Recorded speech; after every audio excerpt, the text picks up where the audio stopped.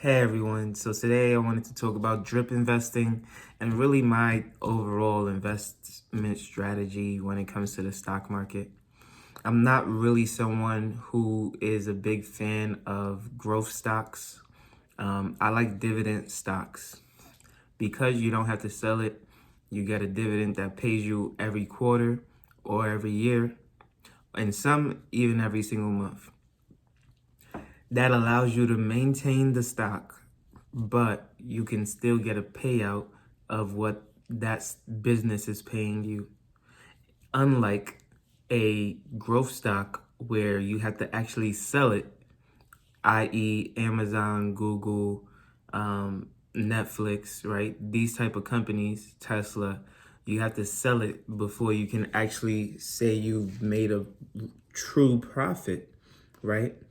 Whereas something like AT&T, that's not a company that I personally would purchase, but AT&T, you don't have to sell it, and yet they pay you every quarter or so a dividend based on what percentage of the company you own as it pertains to a stock, right? So what drip investing is that dividend that you get from a particular company, whether it be Coca-Cola or any other company that pays a dividend. Once that dividend is paid out, it gets recycled back into the stocks that you have already purchased. So if you owned one share of Coca-Cola and then you got a dividend investment that went back into Coca-Cola, you might own 1.03% of Coca-Cola moving forward. So essentially you're owning more and more of a particular company as time goes on. And what does that do? Let's say you got a 25-cent dividend the first time around. Maybe 4 years from now, with compound interest and reinvesting, you'll be at $5 per dividend from that particular company. Now, after I would say 3 years with this new brokerage that I've been using, I just started to invest in some growth stocks. And honestly, they have overperformed. Tesla, for example, was supposed to be only 5% of my total holdings. But right now, it has performed so well, even in its down market, that is actually 8% of my holdings. How does a stock that I only invested 5% in become 8% of my holdings?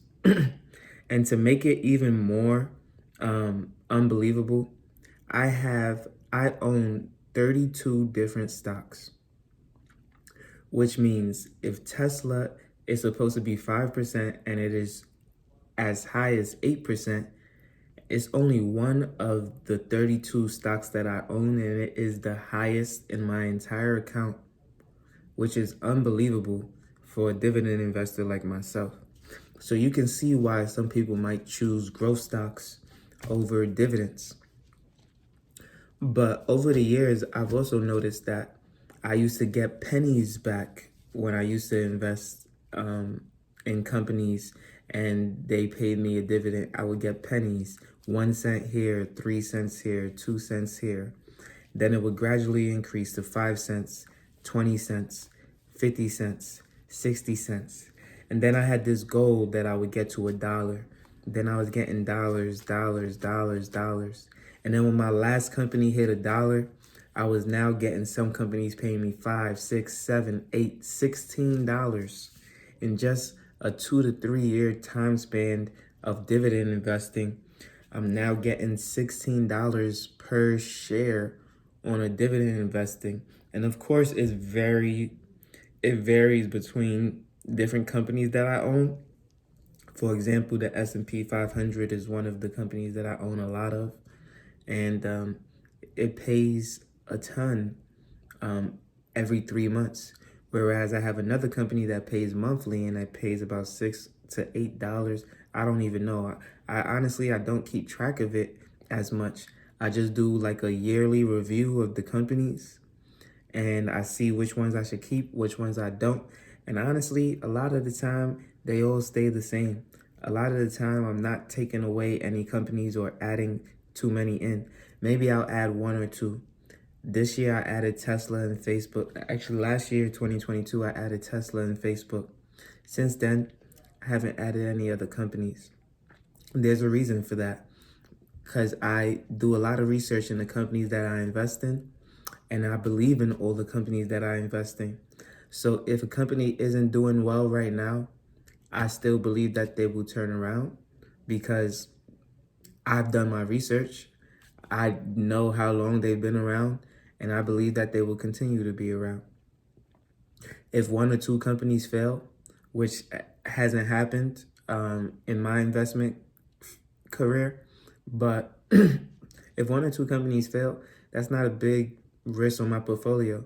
There is no company that is over 5% leveraged in my portfolio outside of Tesla, because Tesla has just grown so far above my own portfolio. With that being said, drip investing is a really, really good strategy because it allows you to continue to diversify. Let's say you can only spend $20 a month on investing, and you have 5 companies that you want to invest in. That $20 a month that you're spending, let's say 10 cents of that comes out every 3 months to be reinvested as a drip to your portfolio. You know you're going to get 40 cents a year with an extra 2 cents per month because of your, let's say, with an extra 1 cent every 3 months for your drip investing. So that's an additional 4 cents on top of whatever the number was that I had stated earlier. And now you got that 4 cents compounding with the dividend, compounding with the money that you already have, compounding with the money that you're continuing to add on every single month. You do that for 4 years, and now that 20-cent dividend has appreciated by, let's say, 20% in 4 years, which is pretty low, actually, very, very low.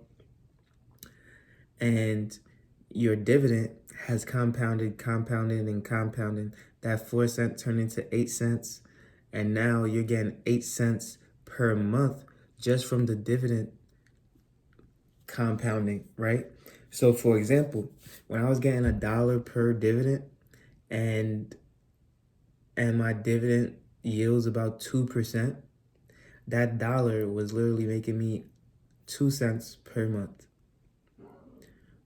And after 12 months, that's 24 cents just from my dividend alone.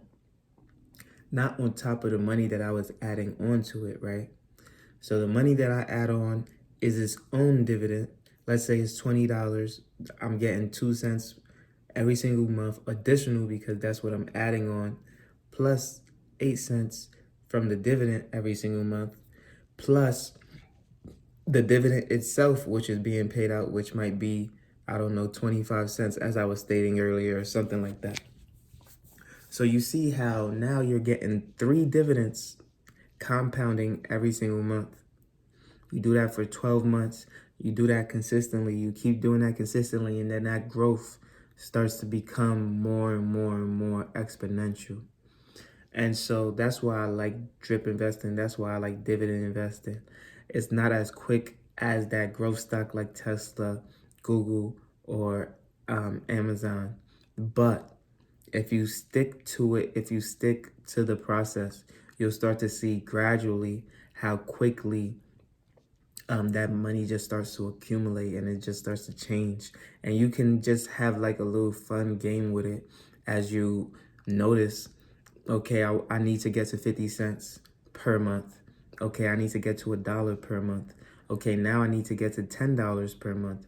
Okay, now I need to get to $30 per month. Okay, now I need to get to $100 per month. And that's my goal right now, is actually to get to $100 per month, because I had a goal of getting to $40 per month, because that's how much my phone bill is.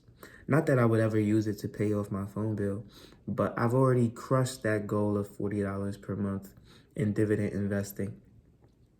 And so now the next goal is $100 per month, just because it's a 3-digit number, and that kind of sets a new bar for me. And it keeps it fun. It keeps